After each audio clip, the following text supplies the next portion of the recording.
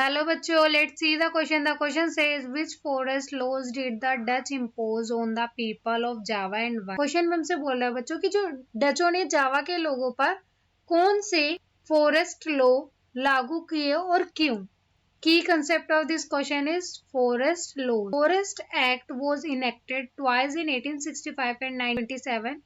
It divided forests into three categories: reserved, protected and village forests. बच्चों जो forest act था वो 1865 से लेकर 1927 में 2 बार अधिनियमित किया गया था और इसने वनों को श्रेणियों में विभाजित किया, जैसे reserved, protected and village forest. First in the 19th century the Dutch enacted forest laws in Java restricting villagers access to forest. 19वीं शताब्दी में बच्चों जो डचों ने जावा में वन कानूनों को अधिनियमित किया जिससे ग्रामीणों की वनों तक पहुंच प्रतिबंधित हो गई.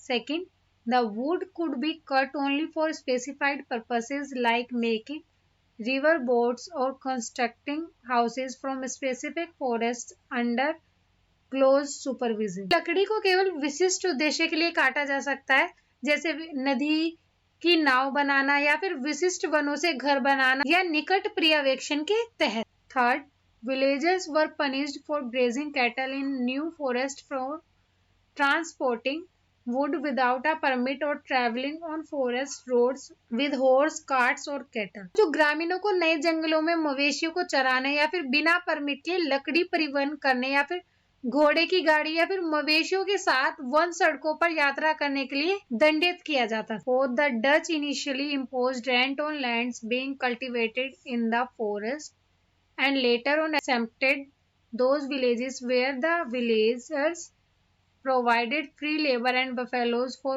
cutting and transporting.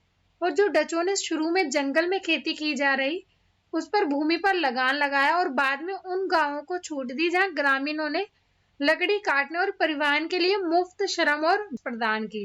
Even later on, instead of rent exemption, the forest villagers to cultivate forest land were given small wages. और बाद में भी वन ग्रामीणों को लगान में छूट के बदले उन्होंने भूमि पर खेती करने के लिए छोटे मजदूरों को दी.